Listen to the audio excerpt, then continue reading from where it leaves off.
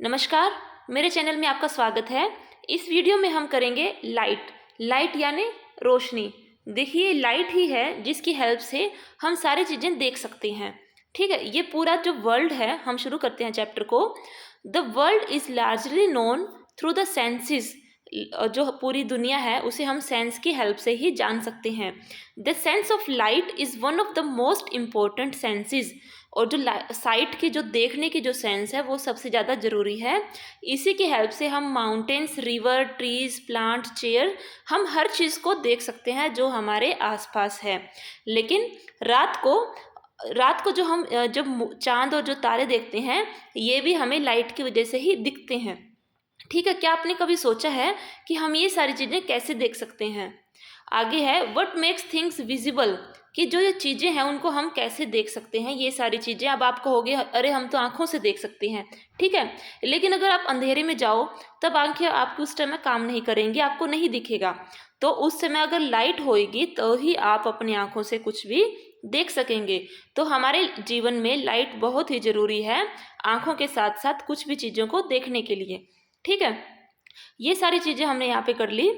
आगे है law of reflection. देखिए, लॉ ऑफ रिफ्लेक्शन क्या होता है कि जब भी कोई लाइट है, किसी भी चीज़ पे ऐसे लाइट आई, कोई रे आई, ये लाइट आ गई, ठीक है, लाइट आएगी, फिर यहाँ से रिफ्लेक्ट होएगी। रिफ्लेक्ट मतलब कि वहाँ से टकराएगी। रिफ्लेक्शन क्या होता है कि टकरा कर लौटना।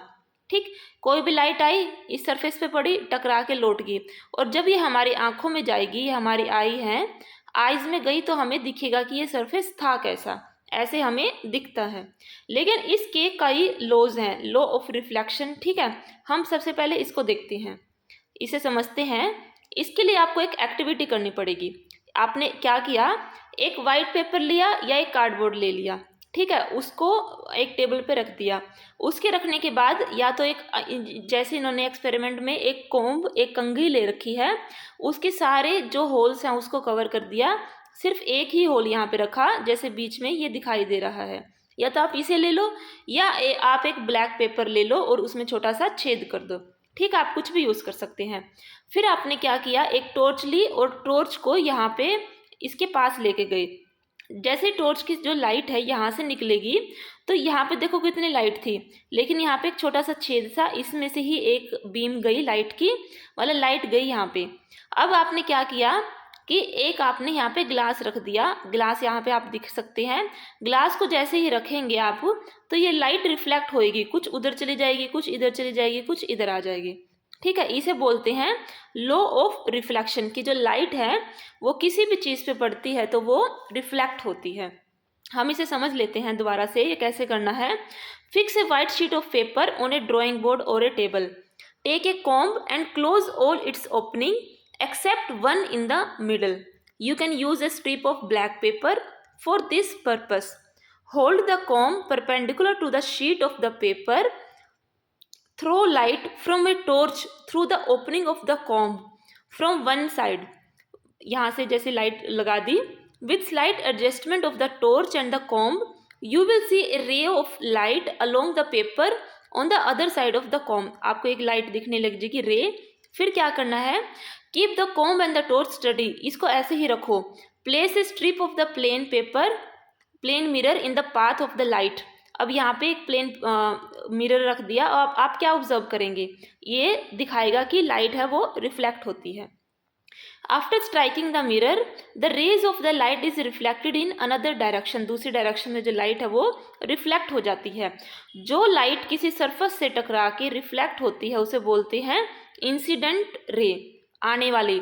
आई मतलब इंसिडेंट का जो आई है उसे आई मतलब आने वाली। ठीक है, हम इसे ऐसे याद कर सकते हैं। और जो रे आने के बाद यहाँ पे टकरा के, ये सरफेस है, इस पर टकरा के रिफ्लेक्ट हो गई, उसे क्या बोलेंगे कि वो रिफ्लेक्टेड रे है। आई समझ में? आने वाली रे इंसिडेंट रे होती है, वो किसी सरफेस पे रिफ्लेक्ट करती है, और जो रिफ्लेक्शन के बाद जो लाइट चली गई वो होती है रिफ्लेक्टेड रे। आई होप कि आपको समझ आ रहा होगा। आपको कोई भी डाउट हो तो आप नीचे कमेंट बॉक्स में भी लिख सकते हैं। लेकिन ये जो रे है, ये सिर्फ एक रे नहीं होती, ये पूरी बीम होती है। बीम क्या मतलब, इसमें काफ़ी सारी रेज होती हैं लाइट की। ये सिर्फ एक रे हम अपने आप को समझाने के लिए यूज़ कर सकते हैं। देखिए अब हमें क्या करना है, जो हमने पूरा डायग्राम, जो पूरा ये एक्टिविटी की, इसको पेपर पे ड्रॉ कर लेना है। पेपर पे कैसे ड्रॉ करेंगे, जैसे ही जो ये टॉर्च थी, जैसे क्या किया, ये सरफेस था, ठीक है, यहाँ पे हमने टॉर्च रखी थी, ये टॉर्च ने बीम लगाई, यहाँ पे वो कार्डबोर्ड या ब्लैक पेपर रखा, यहाँ से बीम गई, जो बीम गई ये हुई इंसिडेंट रे। इसे हम इसके किसी भी आपका डी वगैरह से, या ये कोई भी मैथ्स का कोई भी इंस्ट्रूमेंट स्केल वगैरह ले लेना, आप इसको ड्रॉ कर लेना। आपने इंसिडेंट रे ड्रॉ कर दी, फिर क्या हुआ, जो रे रिफ्लेक्ट हुई, जो आपने देखी, आपने उसको ड्रॉ कर दिया, ये रिफ्लेक्ट हुई यहाँ पे, आपके इस केस में इधर वाली साइड रिफ्लेक्ट हुई है, रिफ्लेक्ट हो गई, आपने ये वाली ड्रॉ कर दी, आपने रिफ्लेक्शन वाली ड्रॉ कर दी, इंसिडेंट वाली कर दी और रिफ्लेक्शन वाली कर दी। अब क्या हुआ, ये हमारा सरफेस था, ठीक है, सरफेस पे ये इंसिडेंट रे हुई, ये रिफ्लेक्टेड रे हुई। अब आपने क्या करना है, इसके बीच में एक लाइन ड्रॉ करनी है, इसे बोलते हैं हम नॉर्मल। ये नॉर्मल क्या है, हम अपनी मर्जी से ही ड्रॉ करते हैं ताकि ये हमारी सहूलियत के लिए ही हो। अब क्या करो आप, जो ये वाला एंगल है और ये वाला एंगल है, इसको आप नापो, ये कितने डिग्री का है, 20 डिग्री का, 30 डिग्री का, 40 डिग्री का है। ये देखोगे जो दोनों एंगल हैं वो बिल्कुल सेम है, ठीक है। ये जो एंगल है इसे बोलते हैं एंगल ऑफ इंसिडेंस, क्योंकि ये इंसिडेंट ये वाली रे बनाती है, और जो रिफ्लेक्ट होने के बाद जो रे, रिफ्लेक्टेड रे नॉर्मल के साथ एंगल बनाती है, इसे बोलते हैं एंगल ऑफ रिफ्लेक्शन। ये था एंगल ऑफ इंसिडेंस और ये था एंगल ऑफ रिफ्लेक्शन। आप आगे से समझते हैं कि draw the lines showing the position of the plane mirror, incident ray and the reflected ray on the paper with the help of your friend. Remove the mirror and the comb. Draw a line perpendicular making an angle 90 to the line representing the mirror at a point where the incident ray strikes the normal ray. ठीक है, जहाँ पे incident ray surface को strike करती है mirror को, और जहाँ से वो रिफ्लेक्ट होती है, तो वहाँ पे 90 डिग्री पे आपने एक लाइन ड्रॉ कर लेनी है, और वो हमारी लाइन होती है नॉर्मल, ठीक है। The angle between the normal and the incident ray is called angle of incidence. Incident ray जो एंगल बनाएगी वो एंगल ऑफ इंसिडेंस होएगा, और जो angle between the normal and the reflected ray is known as angle of reflection. Reflected ray और normal के बीच का एंगल होएगा angle of reflection. Measure the angle of incidence and the angle of reflection. Repeat the activity several time by changing the angle of incidence. देखिए आप ये जो angle of incidence था उसको चेंज करते रहे, आप टॉर्च की पोजीशन चेंज करते रहे, या उस जो आपका जो ब्लैक पेपर था उसकी पोजीशन चेंज करेंगे तो एंगल ऑफ इंसिडेंस भी चेंज हो जाएगा। तो आप नोट करेंगे कि जो एंगल ऑफ रिफ्लेक्शन है वो भी चेंज होएगा। ये आपको टेबल 6.1 ऐसे बनाना है कि आपको जब एंगल ऑफ इंसिडेंस चेंज करेंगे तो एंगल ऑफ रिफ्लेक्शन भी चेंज हो जाएगा। लेकिन जब आप ये सारी रीडिंग्स देखेंगे तो आपको पता चलेगा कि जो दोनों एंगल हैं वो बिल्कुल ही सेम होते हैं, ठीक है। ये है लॉ ऑफ रिफ्लेक्शन का, ये एक लॉ है कि angle of incidence is always equal to the angle of reflection. अब आपने क्या करना है, दूसरी एक्टिविटी करनी है। देखिए इसमें क्या किया था आपने, अब की बार जो ये शीट थी इसको थोड़ा सा काट लेना है, ठीक है। काटना इसलिए है, और जो पेपर है ये टेबल के थोड़ा सा एज पे रखना है, मतलब किनारे पे थोड़ा सा रख लेंगे। ये देखिए ये आगे है, ये जो टेबल है टेबल से थोड़ा सा इन्होंने नीचे रख लिया, मतलब ऐसा हो कि थोड़ा सा अगर हमें इसको मोड़ना पड़े तो ये मुड़ जाए।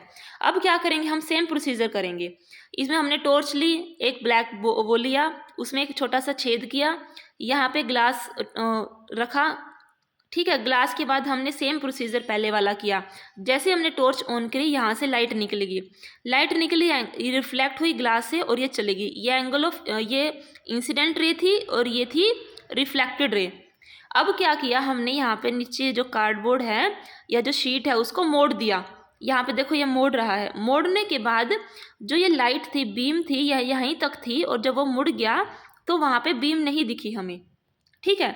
देखिए इससे क्या पता चलता है कि जो एंगल ऑफ जो इंसिडेंट बीम होती है, जो ये वाली बीम आई और इसके बाद इसमें क्या साफ दिख रही है, ठीक है। लेकिन इस केस में क्या हुआ, इंसिडेंट रे तो उतनी ही थी, लेकिन जो रिफ्लेक्टेड रे थी वो सिर्फ यहाँ तक ही दिख रही है, क्योंकि यहाँ पे जो इसका प्लेन था वो चेंज हो गया। पहले अगर ये हॉरिजॉन्टल था तो अब हमने इसको मोड़ के उसको वर्टिकल या थोड़ा सा एंगल दे दिया, तो जो रिफ्लेक्टेड रे थी वो हमें नहीं दिखाई दे रही थी। तो ये कंडीशन है, ये ज़रूरी है कि जो इंसिडेंट रे होती है, द नॉर्मल होती है, और जो रिफ्लेक्टेड रे होती हैं वो सभी एक ही प्लेन में होती हैं। This is another law of reflection. अब हम इसे समझ भी सकते हैं। This time use a sheet of stiff paper or a chart paper. Let the sheet project a little beyond the edge of the table. Cut the projecting portion of the sheet in the middle. Look at the reflected ray. Make sure that the reflected ray extend to the projected portion of the paper. Bend that part of the projected portion on which the reflected ray fall. अब इसको bend कर दिया। Can you still see the reflected रे? नहीं, हमें reflected ray नहीं दिखती। अब उसको जब हम नॉर्मल पेपर को उसकी पोजीशन में ले आएंगे, ओरिजिनल पोजीशन में, तब हमें रिफ्लेक्टेड रे दोबारा से दिखने लग जाएंगे। आई होप कि आपको समझ आ रहा है। कुछ भी नहीं आ रहा हो तो आप प्लीज़ कमेंट बॉक्स में डाल सकते हैं, मैं अपनी नेक्स्ट वीडियो में उसको अपडेट करके डाल दूंगी। When the whole sheet of the paper is spread on the table, it represent one plane. देखिए, जब पूरी शीट एक ही टेबल पे रखी हुई थी आराम से, तो वो एक प्लेन में थी। The incident ray, the normal at the point of incidence, and the reflected ray are all in the same plane. When you bend this paper, you create a different plane from the plane in which the incident ray and normal lie. देखिए, जिस plane, जब हमने paper को मोड़ दिया तो incident ray और normal का जो प्लेन था वो चेंज हो गया। चेंज होने की वजह से हमें जो रिफ्लेक्टेड रे थी वो नहीं दिख रही थी। आगे है भूजो और पहेली का ही, इसने काफ़ी सारी एक्टिविटीज़ की हैं सन के साथ, कि सन है एक सोर्स ऑफ लाइट, टॉर्च की जगह उन्होंने सन को यूज़ कर लिया है। आगे है एक एक्टिविटी 16.3 है, a source of light O is placed in front of a plane mirror P Q. देखिए उन्होंने क्या किया, एक पी क्यू एक प्लेन है, ठीक है, नॉर्मल सरफेस है। इन्होंने एक मतलब एक सोर्स ऑफ लाइट है ओ, इन्होंने यहाँ पे रखा, ठीक है। यहाँ से क्या आएंगी, रेज आएंगी। जैसे ही ये रेज हैं, ये रेज कौन सी है, इंसिडेंट रे। ये रेज इस पी क्यू सरफेस पे रिफ्लेक्ट हुई और यहाँ पे चली गई, ठीक है। इनके हमने परपेंडिकुलर ये ड्रॉ कर लिया। इसका परपेंडिकुलर ये है, एक मिनट से रब करते हैं, दोबारा करते हैं। ये इंसिडेंट रे है और ये रिफ्लेक्टेड रे है। फिर दूसरे केस में ये फिर रे आई, ये उसकी रिफ्लेक्टेड रे आई। इन दोनों के परपेंडिकुलर नॉर्मल रे ड्रॉ कर दी, ठीक है। अब क्या किया, यही सारी चीज इस एक्टिविटी में दिखा रखी है, ठीक है। जो ये है, ये हमने यहाँ से हमारी आंखों पे दिख रही है, लेकिन अगर हम ये जो रिफ्लेक्टेड रे है इसको थोड़ा सा एक्सटेंड करते हैं, एक्सटेंड करने के बाद मान लो ये आई पे मिलती हैं, ये जो इमेज बनती है इसे बोलते हैं वर्चुअल इमेज, ठीक है। ये ओ इमेज की, ओ एक्चुअली में तो यहाँ था, यहाँ से लाइट आई, रिफ्लेक्ट हुई, हमारी आंखों पे चली गई। लेकिन अगर हम इसे एक्सटेंड करते हैं इस प्लेन में, तो इसकी जो वर्चुअल इमेज है ओ पॉइंट की, वो आई है। आपको आ रहा है समझ में? इसे हम पढ़ते हैं, देखो, इसे बोलते हैं लेटरल इन्वर्जन। ये आपको थोड़ा सा अटपटा लग रहा होगा कि a source of light O is placed in front of a plane mirror P Q. P Q क्या है, एक प्लेन मिरर है ये वाला, इसके यहाँ पे एक सोर्स ऑफ लाइट रखा ओ। दो रेज हैं O A and O C are incident on it. O A and O C दो रेज हैं जो इंसिडेंट है। Can you find out the direction of the reflected ray? तो आप देखिए स्केल की उसके हेल्प से आप इसका जो एंगल ऑफ इंसिडेंस है नॉर्मल बनाए, ये आपने नॉर्मल ड्रॉ कर दिया। ये वाली रे आई, इसका नॉर्मल ड्रॉ कर दिया, जितना ये एंगल था उतना ही आपने रिफ्लेक्टेड एंगल ले लिया। आप ऐसे भी ड्रॉ कर सकते हैं। Draw normal to the surface of the mirror P Q. एक परपेंडिकुलर दो लाइंस ड्रॉ करेंगे, वो हमारी नॉर्मल हो जाएगी। Then draw the reflected ray at the point A and C. A और सी पे दो रिफ्लेक्टेड रे हमें बनानी है। How would you draw this lines? Call the reflected ray AB and CD respectively. Extend them further. Do they meet? Extend them backward. Do they meet now? If they meet, mark this point as I. देखिए, अब आपने reflected ray थी वो draw कर ली, A B draw कर दी और C D draw कर दी। अब इन्होंने कहा है कि उसको एक्सटेंड करो। एक्सटेंड तब तक करो कि जब तक वो मिल रही हैं, और जैसे ही मिल जाती है उस पॉइंट को आप कर दो आई। फॉर ए व्यूवर्स आई ई, ई को हमने आई रख लिया, आई है वो। Do the reflected appears to come from the point I. देखिए हमारे लिए जो लाइट है, जो हमें जो ऑब्जेक्ट है ओ, उसके हमें लगेगा कि ये यहाँ से आई से आ रहे हैं, but only appear to do so. We say that a virtual image at the point of the point O is formed at I. As you have learned already in class 7, such an image cannot be obtained on a screen। देखिए ये actually object यहाँ पे था, लेकिन हमें इसके हमें जो दिख रहा था कि वो यहाँ पे दिख रहा है, ऐसे को बोलते हैं वर्चुअल इमेज, और ये इमेज हम स्क्रीन पे नहीं ले सकते। You may recall that an image formed by a mirror, the left of the object appears on the right and the right appears to the left. This is known as lateral inversion. देखिए अगर जो light है, जो object है वो right है, अगर वो लेफ्ट में दिखने जाए, और अगर ऑब्जेक्ट है वो लेफ्ट में है तो मिरर के अगर वो राइट में दिखता है तो उसे बोलते हैं लेटरल इन्वर्जन। आगे है कि रेगुलर और डिफ्यूज्ड रिफ्लेक्शन क्या होती है। देखिए ये भी हमने एक एक्टिविटी करी कि रेगुलर मतलब कि रिफ्लेक्शन है वो बिल्कुल रेगुलर तरीके से होएगी, डिफ्यूज्ड है कि मतलब वो इरेगुलरली होएगी, कभी रे इधर आएंगी कभी उधर जाएंगी। ठीक है, imagine that parallel rays are incident on a rectangular irregular surface as shown is figure 6.6। इसमें क्या हुआ, एक सरफेस है ये बिल्कुल इरेगुलर है, उल्टा टेढ़ा मेढ़ा सा है, इस पे बिल्कुल पैरेलल बीम्स आई, ये बीम्स हैं जो बिल्कुल पैरेलल हैं। ठीक है, इनके बीच की जो डिस्टेंस है वो बिल्कुल सेम है। Remember that the law of reflection are valid at each point of the surface. देखिए लॉ ऑफ रिफ्लेक्शन है वो पॉइंट सरफेस के हर पॉइंट पे ही होगा। Use this laws to construct reflected ray at various point. देखिए मान लो जो सरफेस की वजह से जो रिफ्लेक्टेड रेज हैं वो अलग अलग दिशा में चले जाएंगी, बेशक वो सेम जगह पे आ रही थी, लेकिन जो कि उनका रिफ्लेक्शन है वो सरफेस है वो अलग अलग है, तो वो अलग अलग मुड़ जाएंगी। जैसे इसका ये वाली रे है, ये वाली ऐसे मुड़ जाएगी, ये वाली रे है वो ऐसे ऐसे मुड़ जाएगी, जो ये वाली है इसके लिए जो सरफेस ऐसे टेढ़ा हो गया तो ये ऐसे मुड़ जाएगी, तो इनका जो एंगल है वो सबका अलग अलग हो जाएगा।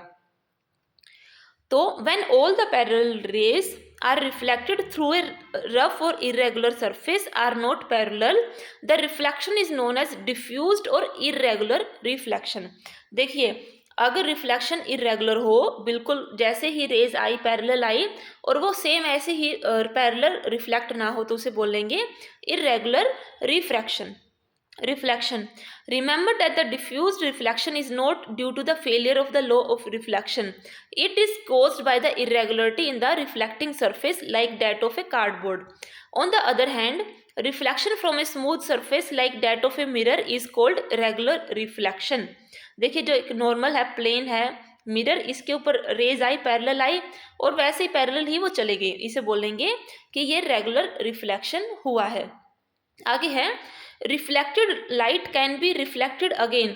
देखिए जो लाइट है वो रिफ्लेक्ट हुई है उसको दोबारा से रिफ्लेक्ट कर सकते हैं। हाँ जी बिल्कुल कर सकते हैं। जब आप इसमें जब जैसे इसमें दिखा रखा है, एक ये नाई की दुकान में बैठा है, ठीक है, इसमें ये पीछे से शीशा दिखाता है, जैसे ही इसने खुद को देखा, ये खुद इसकी एक बार इसने शीशे में देखा, इसने शीशा देखा, लेकिन ये जो पीछे नाई था वो पीछे भी एक मिरर लेके खड़ा हुआ है, इसको यहाँ पे ये पीछे से दिखा, ठीक है, ये जो इसकी रिफ्लेक्शन थी वो इसको मिरर में दिखी और ये फिर रिफ्लेक्ट होके वापस इसके पास आ गई। इसने शीशा दिखाया, इसकी रिफ्लेक्शन इस मिरर में गई, ये रिफ्लेक्ट होके दोबारा आ गई, ठीक है, इसकी आंखों में गई। ये क्या है कि जो लाइट है उसको दोबारा से हम रिफ्लेक्ट कर सकते हैं। आगे है multiple images. You are aware that a plane mirror forms only a single image of an object. अगर कोई प्लेन मिरर है वो सिर्फ सिंगल इमेज बनाएगा, लेकिन अगर दो मिरर का यूज़ किया जाता है तब क्या होएगा। देखिए इन्होंने यहाँ पे दो मिरर को यूज़ किया गया है। इससे पहले अगर हम इसे पढ़ सकते हैं थोड़ा सा, recall last time you visited a hair dresser, if he she makes you sit in front of a mirror after your haircut is complete, he she hold a mirror behind you to show you how the haircut has been cut. Do you know how you look? You could see the hair at the back of the head. Perhaps Paheli recalls having constructed a periscope As an extended activity in class 6th, the periscope make use of two plane mirror. Can you explain how reflection from the two mirror enables you to see object which are not visible directly? Periscope are used in submarines, tanks and other soldiers in bunkers to see outside. देखिए periscope में क्या होता है, light आती है उसको reflect कर दिया, रिफ्लेक्ट होकर यहाँ चलेगी, फिर दूसरा कुछ ऐसा ग्लास लगा दिया जिससे फिर रिफ्लेक्ट हो गई, फिर यहाँ पे दिखने लगी। ठीक है, ये एंगल चेंज कर करके, रिफ्लेक्शन का एंगल चेंज करके ऑब्जेक्ट को देखा जाता है। ऐसे आगे है मल्टीपल इमेज। इसमें क्या किया, दो इमेज ले लिए और ये अब हम एक एक्टिविटी करेंगे। इस एक्टिविटी में क्या है, activity 6.25, take two plane mirrors, दो प्लेन मिरर्स ले लिए। ठीक है, set them at right angle, दो प्लेन मिरर लिए और वो दोनों राइट एंगल पे रख दिए और वो एक दूसरे को टच कर रहे हैं। To hinge them you can use adhesive tape, आप टेप का भी यूज कर सकते हैं। Place a coin in between the mirror, बीच में एक आपने कॉइन रख दिया। How many images of the coin do you see, अब आपको कितनी इमेज दिख रही हैं, देखिए एक, दो और तीन इमेज दिख रही है। Now hinge the mirror using the adhesive tape at different angles, अब आप एंगल चेंज करोगे, कभी 45 कर लिया इन दोनों मिरर्स के बीच में, कभी 60 कर लिया, कभी 120 कर लिया। ठीक है, आप अब अलग अलग एंगल चेंज करेंगे और आप देखेंगे कि आपको कितनी कितनी इमेजेस दिख रही हैं उस कॉइन की। प्लेस सम ऑब्जेक्ट से a candle in between them, note down the number of images of the object in each case, आप एक कैंडल का भी यूज कर सकते हैं और आप देख सकते हैं कि आपको कितनी इमेजेस दिखी हैं। देखिए होता क्या है, जो रूल है वो हमें करना होता है 360 डिग्री। देखिए टोटल एंगल कितने होते हैं, 360 को आप जो भी एंगल आप इनके बीच में बनाओगे, आपने इस केस में क्या बनाया, 90 राइट एंगल क्या होता है, 90 डिग्री का होता है। तो आपने इसको डिवाइड किया तो 4, आपको यहाँ पे 4 दिखाई देंगी। ऐसे ही जब आप 45 और 60 का देखेंगे तो उसको भी जब 360 से डिवाइड करेंगे तो आपको एक्चुअली में उतनी ही इमेज दिखाई देंगी। ठीक है, आगे है finally set the two mirror parallel to each other, अब आपने क्या करा, दोनों मिरर्स को पैरेलल रख लिया। Find out how many image of a candle placed between them our fold, और आप देखो कि कितनी इमेजेस बनेंगी। ये आप सारे एक्सपेरिमेंट आप अपने घर पे कर सकते हैं। अब आगे है कैलाइडोस्कोप। कैलाइडोस्कोप क्या होता है, देखिए कैलाइडोस्कोप को बनाने से के लिए आपको कुछ चीज़ें चाहिए होगी। इसमें क्या है, एक रेक्टेंगुलर मिरर स्ट्रिप चाहिए आपको 3। देखिए आपको ये एक प्रिज्म बनाना है, 3 मिरर्स ले लिए रेक्टेंगुलर शेप के, उनको ऐसे ऐसे एक बना दिया, एक हमें प्रिज्म बना दिया। प्रिज्म क्या होता है, आपने प्रीवियस क्लासेस में देखा होगा। To make a kaleidoscope get 3 rectangular mirror strips each about 15 centimetre long and 4 centimetre wide, join them to form a prism as shown in figure 6.12। ठीक है, इसको इस शेप में बना दिया। अब क्या करा, fix this arrangement of mirror in a circular cardboard tube or a tube of thick chart paper. एक चार्ट पेपर आप ले सकते हैं या फिर आप एक सर्कुलर कार्डबोर्ड भी ले सकते हैं। ठीक है, आपको उसमें ये रखना है। Make sure that the tube is slightly longer than the mirror strips. देखिए जो मिरर स्ट्रिप्स थी, जो भी हम लेंगे, कार्डबोर्ड लेंगे या जो ट्यूब लेंगे चार्ट पेपर, वो थोड़ा सा बड़ा होना चाहिए।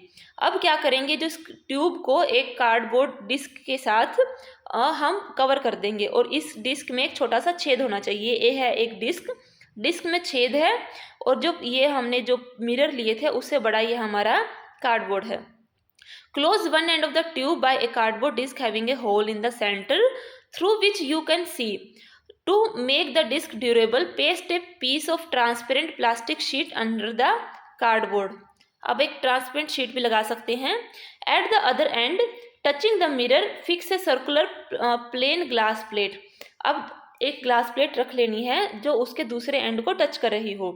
Place on this glass plate several small PCs of coloured glass. अब जो ग्लास प्लेट ली थी उसके नीचे रखी थी दूसरे एंड पे, वहाँ पे काफ़ी कलर, ग्लास के काफ़ी अलग अलग कलर आपको ले लेनी है, या आप टूटी हुई चूड़ियाँ भी ले सकती हैं। अब आपने इसको बंद करना है ग्लास प्लेट के द्वारा, और अब आपके पास काफ़ी allow enough space for the colour pieces to move around. अब आप उसको मूव कर सकते हैं, ठीक है। अब आपका जो कलेडोस्कोप है वो रेडी है। जब आप इसके होल में से देखेंगे, you will be able to see a variety of patterns in the tube. देखिए जैसे ही आपने उसमें से छेद में से देखा तो आपको अलग अलग वैरायटी दिखाई देगी। आपको एक इंटरेस्टिंग चीज़ ये लगेगी कि आपको सेम पैटर्न बिल्कुल भी दिखाई नहीं देगा। The designers of the wallpaper and fabric and artist often use kaleidoscope to get ideas for new pattern. देखिए आपने देखा होगा कि वॉलपेपर हैं, कितने अलग अलग तरीके के हैं, फैब्रिक्स हैं। तो जो डिज़ाइनर्स हैं वो कलाइडोस्कोप का ही यूज़ करते हैं ताकि उनको नए नए आइडियाज़ मिल सके, क्योंकि कोई भी शेप पहले एक जैसी वो नहीं दिखती बार बार। आगे है, अगर आपको ये टॉय अट्रैक्टिव बनाना है तो आप उसको कलर्ड पेपर के साथ भी बना सकते हैं। आगे है 16.6 वाइट और कलर्ड इन क्लास 7th। जो देखिए इसमें क्या है, जो सनलाइट है वो वाइट होती है या कलर्ड होती है। देखिए आपने पहले क्लासेस में देखा था कि जो सनलाइट है वो वाइट लाइट होती है और लेकिन उसमें 7 कलर्स होते हैं। तो ऐसे ही एक एक्टिविटी है 16.7, इसमें हम शो करेंगे कि जो सनलाइट है उसमें काफ़ी सारे कलर्स होते हैं। देखिए इसमें क्या होएगा कि सूरज की लाइट है उसको आप एक मिरर के साथ रिफ्लेक्ट करेंगे, यहाँ पे एक बोर्ड रख लेंगे, ठीक है। उसके बाद वो आगे रिफ्लेक्ट हो जाएगी, यहाँ पे प्लेन पेपर पे आपको इसके कलर्स दिखाई देंगे कि जो लाइट है वो स्प्लिट हो जाएगी अलग अलग कलर में। ये बड़ी इजी एक्टिविटी है, इसको आप इजीली घर पे भी कर सकते हैं। Get a plane mirror of a suitable size. एक मिरर ले लिया, place it in a bowl कटोरिया शोन इन फिगर 16.3। इसको एक मिरर लिया, उसको कटोरी में रख लिया, उसको पानी में fill the bowl with the water, उसमें थोड़ा सा पानी डाल दिया। Put this arrangement near a window in such a way that direct sunlight falls on the mirror. इसको मिरर खिड़की के पास रख लिया ताकि इस पर सीधी सनलाइट पड़े। Adjust the position of the bowl so that the reflected light from the mirror wall falls on a wall. इसको ऐसे एडजस्ट करना है कि जो इसकी जो लाइट है, ये लाइट आई, रिफ्लेक्ट होने के बाद ये एक दीवार पे रिफ्लेक्ट हो जाए। If the wall is not white fix a sheet of white paper on it. देखिए इसमें क्या है, पिंक कलर नहीं है, अगर पिंक नहीं है तो आप इसको वाइट शीट यहाँ पे आप रख सकते हैं जहाँ पे वो लाइट रिफ्लेक्ट होके लग रही है। The reflected light will be seen to have many colours. देखिए जो रिफ्लेक्टेड लाइट है इसमें आपको अलग अलग कलर्स दिखाई देंगे। आप क्या इसे समझा सकते हैं कि ऐसा क्यों हुआ? The mirror and the water form a prism. देखिए जो पानी था और जो मिरर था उसने एक प्रिज्म बना लिया, जैसे आपने क्लास 7th में देखा है। इससे क्या हुई, जो लाइट है वो अपने कलर्स में स्प्लिट हो गई। The splitting of light into its colour is known as dispersion of light. और जो लाइट जो स्प्लिट हुई है उसे बोलते हैं डिस्पर्जन ऑफ लाइट। जो हम रेनबो देखते हैं वो भी एक ऐसा ही नेचुरल फिनोमिना है जिसमें डिस्पर्जन ऑफ लाइट होता है। आगे क्या है, वट इज इनसाइड अवर आई। हमारी आंख के अंदर क्या है। देखिए इसमें हम देखेंगे हमारी आंख के हर एक पार्ट को देखेंगे कि वो कैसे काम करते हैं, कैसे हमें दिखता है। We see things only when light coming from them enter our eyes. Eye is one of the most important sense organ. It is therefore important to understand its structure and working. देखिए जो हमारी आंखें होती हैं वो एक अच्छा sense organ है, इसी की हेल्प से हमें पता चलता है कि हमारे आसपास की चीज़ें कैसी हैं, उनके कैसे कैसे कलर्स हैं, ठीक है। इसलिए हमारा ज़रूरी है कि आँख का क्या स्ट्रक्चर है और वो कैसे काम करती है। द आई हैज़ ए रफली स्फेरिकल शेप। देखिए आई की जो शेप है उसे हम स्फेरिकल बोल सकते हैं। The outer coat of the eye is white. Outer जो बाहरी कवरिंग होती है वो वाइट कलर की होती है। इट इज़ टफ, ये टफ होती है ताकि ये हमें प्रोटेक्ट कर सके जो आईज के जो इंटीरियर हैं उनके उन पार्ट्स को, ठीक है। अगर कभी एक्सीडेंट वगैरह हो जाता है तो जो वाइट जो एरिया है जो हमें दिखता है वो हमें प्रोटेक्ट करता है। It's transparent front part is called cornea.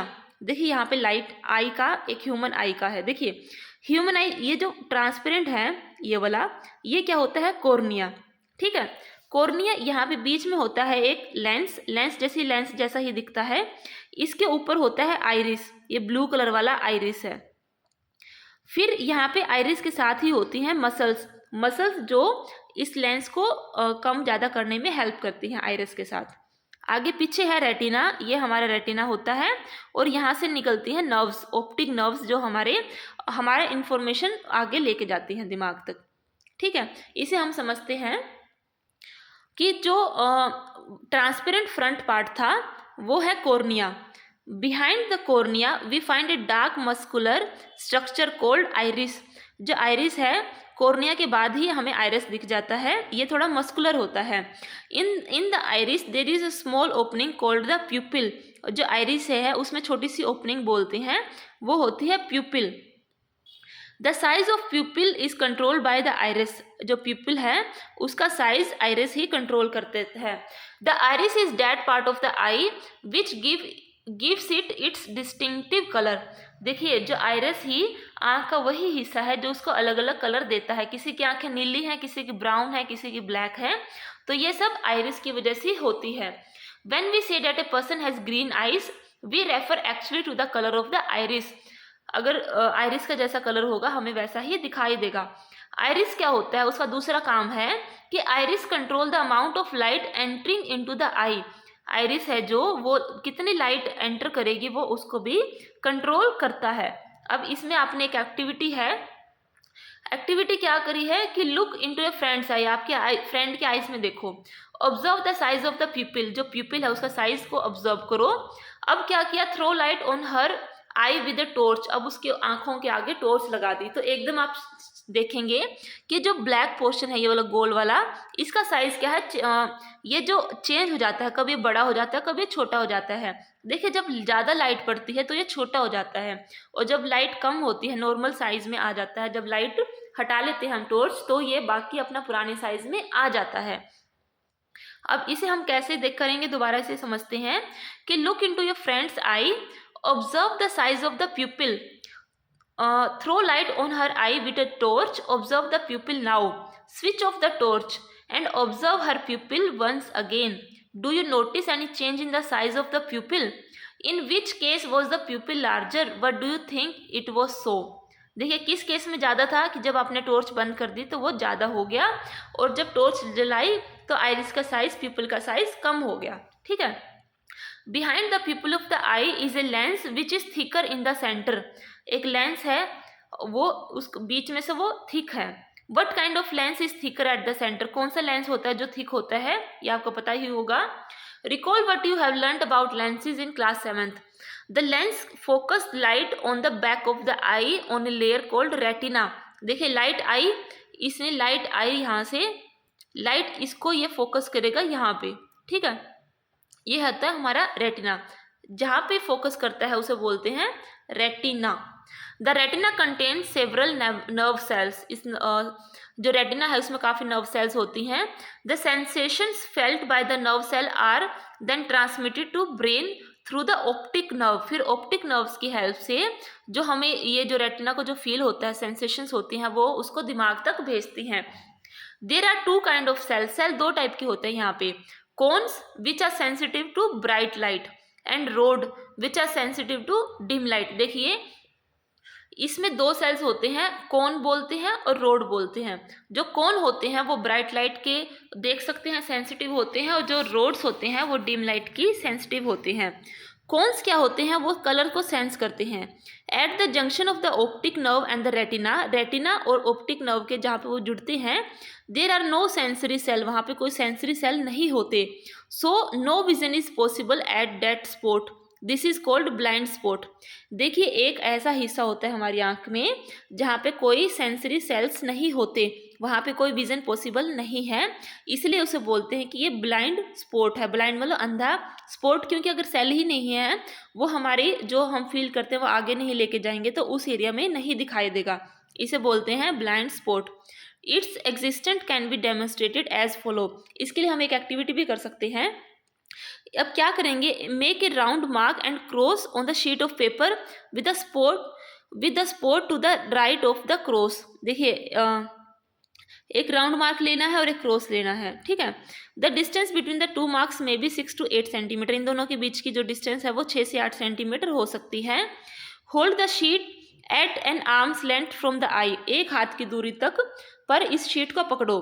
Close your left आई, अपने लेफ्ट आई को क्लोज करो। Look continuously at the cross, cross पे लगातार देखो। Move the sheet slowly towards you, सिर्फ एक आंख से देखना है और जो शीट है उसको अपनी तरफ लेके आना है। Keeping your I on the cross, आंख को क्रॉस पे रखते ही जो शीट है उसको अपने पास लेके आना है। अब आप क्या फाइंड करते हैं? Does the round mark disappear at some point, जो राउंड मार्क था क्या वो डिसअपियर हो जाता है?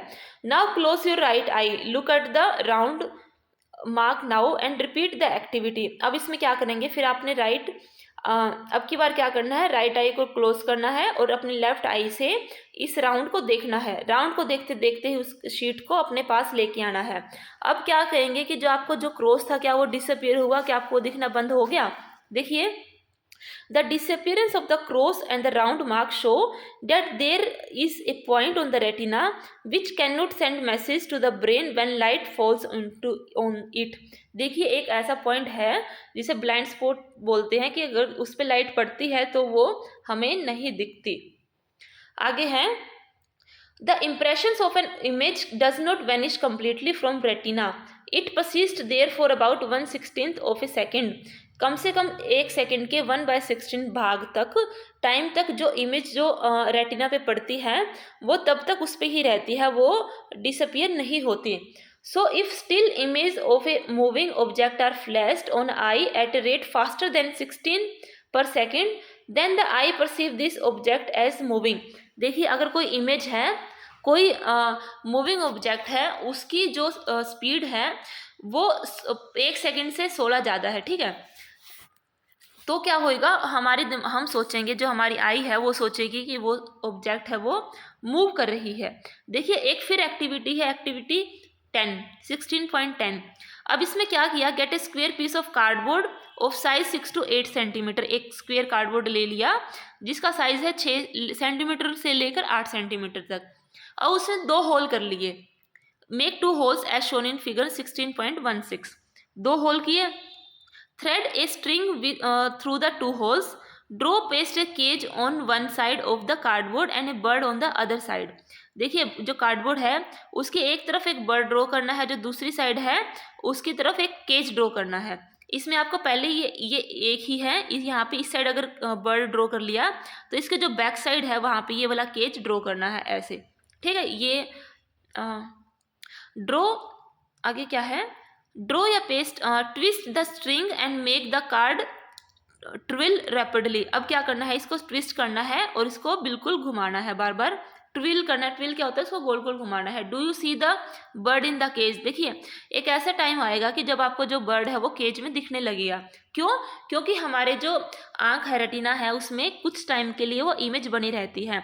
अब जैसे ही हम इसको घुमाते हैं तो वो जो इमेज पहले बनी हुई है वो जो नई इमेज के साथ जब कंसाइल करती है तो वो हमें बर्ड है वो केज में दिखता है। आगे क्या है, the birds that we see are actually a number of separate pictures in proper sequence. जो हमें मूवीज दिखते हैं वो होती हैं क्या, एक्चुअली में वो सेपरेट पिक्चर्स है, लेकिन उनकी जो सीक्वेंस है वो प्रॉपर ढंग से होती है। They are made to move across the eye using at the rate of 24 picture per second, faster than 16 per second. देखिए, नॉर्मली अगर हमारी आँख क्या है, अगर किसी की स्पीड 16 पर सेकेंड से ज़्यादा है तो हमारी आँख सोचेगी कि वो मूव कर रही है। ऐसे ही जो मूवीज़ हैं वो क्या है, पिक्चर्स हैं, लेकिन उनकी जो स्पीड है वो 24 पिक्चर्स पर सेकेंड होती है, तो इसलिए हमें लगता है कि वो मूव कर रही है। आगे है, the nature has provided eyes with eyelids to prevent any object from entering the eye. आगे हमारी आईलिड लगी होती हैं, वो शट हो जाती हैं जब आँख लाइट की जरूरत नहीं होती।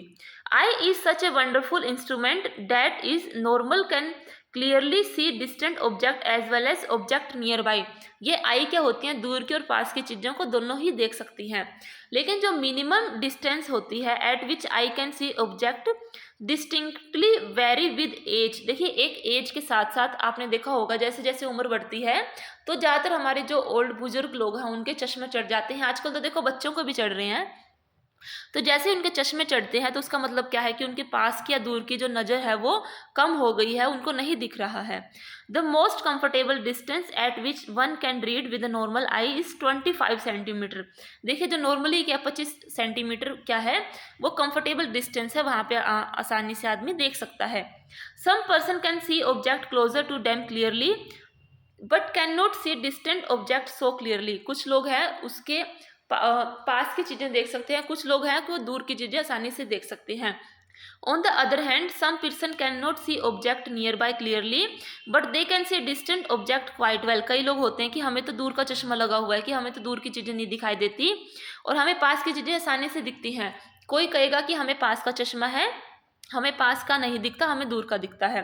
तो एक अच्छे लेंस की हेल्प से हमें जो डिफेक्ट है आई का वो ठीक कर सकते हैं। Sometimes particularly in old age eye becomes foggy. कई बार आंखें क्या होती है फोगी हो जाती हैं क्योंकि जो जो आई लेंस है वो क्लाउडी हो जाता है। और ऐसा जब होता है जब उसको कैटरैक्ट, कैटरैक्ट को बोलते हैं मोतियाबिंद, उससे क्या होएगा आँख को दिखना बंद हो जाएगा। और कई बार ये कुछ ज़्यादा हो जाता है, इसलिए it is possible to treat this effect. लेकिन इस डिफेक्ट को पॉसिबल है कि इसको ट्रीट करें। इसके लिए जो ओपेक लेंस है वो रिमूव किया जाता है और एक नया आर्टिफिशियल लेंस उसमें डाल दिया जाता है। मॉडर्न टेक्नोलॉजी ने इसको और भी ज़्यादा सिंपल बना दिया गया है। देखिए आपको क्या क्या ज़रूरी है कि आप अपनी आंखों की केयर करें। सबसे पहले आप अच्छा स्पेक्स यूज़ करें अगर आपको थोड़ा सा दिक्कत है, अगर आपको क्लियर नहीं दिख रहा है। टू लिटिल और too much light is bad for eyes. बिल्कुल डिम लाइट हो और बिल्कुल ही तेज लाइट हो वो दोनों ही खराब होती हैं। Insufficient light cause eye strain and headache. अगर लाइट इनसफिशिएंट है तो उसकी आपकी आंखों में दर्द होएगा और सिर भी दुखेगा। ज़्यादा लाइट है जैसे सन की है, ऐसी पावरफुल लाइट या लैंप है वो आपकी रेटिना को इंजर कर सकता है, आपको वो दुखी कर मतलब दर्द कर सकता है। Do not look at the sun or a powerful light directly. Direct ही सन को या किसी पावरफुल लाइट को मत देखो। जैसे आप किसी शादी वादी में जाएं तो डीजे के ऊपर जो लाइट्स हैं उनको डायरेक्ट मत देखो क्योंकि वो काफ़ी पावरफुल होती हैं। Never rub your eyes if the particle dust go into your eyes. Wash your eye with clean water. If there is no improvement go to a doctor. देखिए अगर आपकी आंख में कुछ चला जाता है तो उसको रब नहीं करना चाहिए बल्कि आपको डॉक्टर के पास जाना चाहिए। Always read at a normal distance for a reason. जो नॉर्मल डिस्टेंस है उसको रीड करो, वहाँ पे रखो। Do not read by bringing the book too close to eyes और कीपिंग इट टू फार। ज़्यादा दूर भी मत रखो और ज़्यादा पास भी मत रखो। जैसे ही आपने जैसे बैलेंस डाइट का सुना है कि प्रॉपरली विटामिन, मिनरल, कार्बो, फैट हर चीज़ की ज़रूरत होती है, ऐसे ही आँखों को विटामिन ए की ज़्यादा ज़रूरत होती है अच्छे रखने के लिए। कच्चे carrot, broccoli, green vegetables such as spinach, cod liver oil are rich in vitamin A. Egg, milk, curd, cheese, butter, fruits, papaya, mango ये भी इनमें भी काफ़ी विटामिन ए पाया जाता है। आगे है कि visually impaired person can read and right. देखिए सम पर्सन होते हैं जैसे बच्चे होते हैं वो विजुअली इम्पेयर्ड होते हैं। देखिए वो क्या होते हैं उनको बिल्कुल नहीं दिखता, उनकी ये जो साइट है, विजन है वो बहुत ही लिमिटेड होता है और ऐसे बच्चे बिल्कुल बचपन से ही नहीं देख सकते।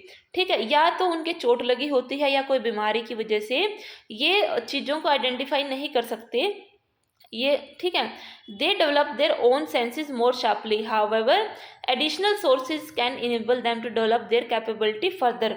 देखिए क्या होता है इनके लिए ब्रेल सिस्टम का यूज़ किया जाता है कि कई लोग होते हैं जिनको बिल्कुल बचपन से नहीं दिखता, किसी बीमारी की वजह से नहीं दिखता, तो उनके लिए ब्रेली सिस्टम का यूज़ किया जाता है। इसमें क्या है, what is the Braille system?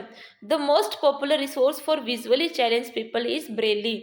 Louis Braille himself a visually challenged person developed a system for visually challenged person and published it in 1822। Louis Braille थे, वो खुद भी उनको नहीं दिखता था, तो उन्होंने एक अच्छा सिस्टम बनाया कि जो दूसरे लोग हैं जिसको विजुअली चैलेंज्ड हैं वो उनको उनकी हेल्प हो सके।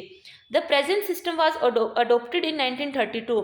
लेकिन जो सिस्टम अब यूज़ कर रहे हैं वो 1932 में अडोप्ट हुआ है। This is Braille code for common language, mathematics and scientific notation. Many Indian languages can be red using the Braille system. देखिए ब्रेली सिस्टम का यूज़ करके काफ़ी इंडियन लैंग्वेज को भी पढ़ सकते हैं। इसमें क्या होता है, इसमें 63 डॉट पैटर्न्स होते हैं या करेक्टर्स होते हैं। Each character represent a letter, हर करेक्टर में एक लेटर होता है, एक कॉम्बिनेशन होता है लेटर का, या एक कॉमन वर्ड, एक ग्रामेटिकल साइन होता है, ठीक। Dots are arranged in cell of 2 vertical rows और 3 डॉट्स ईच, देखिए 2 रोज होंगी वर्टिकल और 3 डॉट होंगी इसमें ऐसे, ठीक। ये जैसे सी के लिए क्या है, 2 डॉट होंगी, ए के लिए 1 डॉट है, टी के लिए 4 डॉट है, ऐसे CAT ये कैट बनता है। एंड के लिए इतना सारा होगा और कोमा सिर्फ नीचे से होगा। देखिए एक सिस्टम है जिसे ईजिली समझ सकते हैं। This pattern when imposed on a Braille sheet help visually challenge person to recognise word by touching them, touch करके जो ऐसे लोग हैं वो इनका इजीली रिकॉग्नाइज कर सकते हैं, ताकि ये जो डॉट्स होते हैं वो थोड़ी सी राइज होती हैं, ऐसा नहीं है कि सिर्फ डॉट बना दी, इनको थोड़ा सा ऊपर कर दिया जाता है ताकि वो उसको अपने हाथ की हेल्प से देख सकें कि ये कौन सा लेटर है। आगे है कि visually impaired person learn the Braille system by beginning with the letters, then special characters and then letter combination. Methods depend upon recognition by touching. Each character has to be memorized. Braille text can be produced by hand or by machine. Typewriter-like devices and printing machine have now been developed. देखिए I hope कि आपको ये मेरा video अच्छा लगा होगा। Please मेरे channel को लाइक करें, शेयर करें, सब्सक्राइब भी करें, और मेरे बाकी हिस्ट्री, ज्योग्राफी, हिंदी, इंग्लिश बाकी वीडियोज़ भी आप प्लीज़ देखें। Thank you for watching.